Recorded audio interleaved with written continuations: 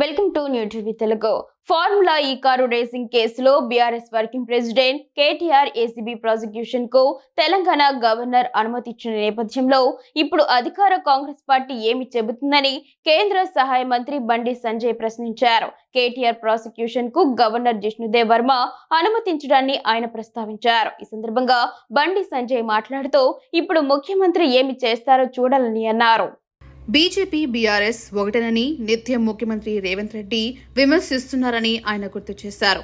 ఇన్నాళ్లు గవర్నర్ అనుమతి ఇవ్వవద్దనే ముఖ్యమంత్రి కోరుకున్నారని వ్యాఖ్యానించారు.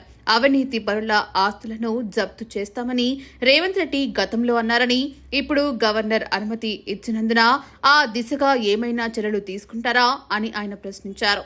మావోయిస్టుల అంశంపై కూడా బండి సంజయ్ స్పందించారు. అర్బన్ నక్సలైట్లు చిన్నపిల్లలను రెచ్చగొడుతున్నారని విమర్శించారు. కార్లలో తిరుగుతూ సొంత పైరవీలు చేసుకుంటూ కోట్ల రూపాయలు సంపాదిస్తున్నారని ఆరోపించారు. ఈ విషయాన్ని అమాయక యువత అర్థం చేసుకోవాలని సూచించారు. ఇప్పుడు ప్రభుత్వం విమర్శించింది కదా, ఇప్పుడు చెప్పాలి కదా, రాష్ట్ర ముఖ్యమంత్రి సమాధానం చెప్పాలి. ఏం చేస్తారని అది ఇన్ని రోజులు గవర్నర్ ఆమోదం పర్మిషన్ ఇవ్వద్దనే కాంగ్రెస్ పార్టీ కోరుకున్నది. ఎందుకంటే బీజేపీని బదనాం చేయాలి. ఎందుకంటే వాళ్ళ మధ్యలో ఉన్నాయి కదా, దోస్తాను ఉంది కదా. 2 సంవత్సరాలే రాష్ట్ర ముఖ్యమంత్రి గారు ఏమన్నారు, ఎన్నికలకు రాకముందు మొత్తం ఉన్న రికవరీ చేస్తా, ఆస్తులు జప్తు చేస్తా, దున్నిస్తా, కేసీఆర్ కుటుంబాన్ని జైలుకు పంపుతా అన్నాడు. కనీసం జైలు కాదు, కనీసం వాళ్ళు ముట్టుకున్నటువంటి పాపన పోలే. లోపాయకారి ఒప్పందంతో ఇవాళ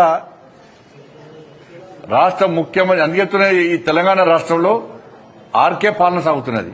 ఆర్కే రేవంత్ రెడ్డి కేటీఆర్ పాలన కొనసాగుతున్నది. అది తప్పించుకోవడానికి మా మీద నిడతారు. అంతా కూడా ఇలా కానీ గింత అవినీతి జరిగిందని చెప్పి ఎన్నికల ముందు ఆరోపణ చేసిన రాష్ట్ర ముఖ్యమంత్రి ఏ ఒక్కదాని చర్య తీసుకోకుండా ఏమంటే గవర్నర్ ఫైల్ పంపడము, గవర్నర్ పెండింగ్ ఉంది, సిబిఐ కన్నా ఢిల్లీలో పెండింగ్ ఉంది. నీ చేతుల్లో ఫస్ట్ ఏ రాదు. ఇక కేసీఆర్ బీఆర్ఎస్ గవర్నమెంట్ లో అవినీతి ఏం జరగలేదంటే ఒప్పుకుంటారు వీళ్ళందరినీ.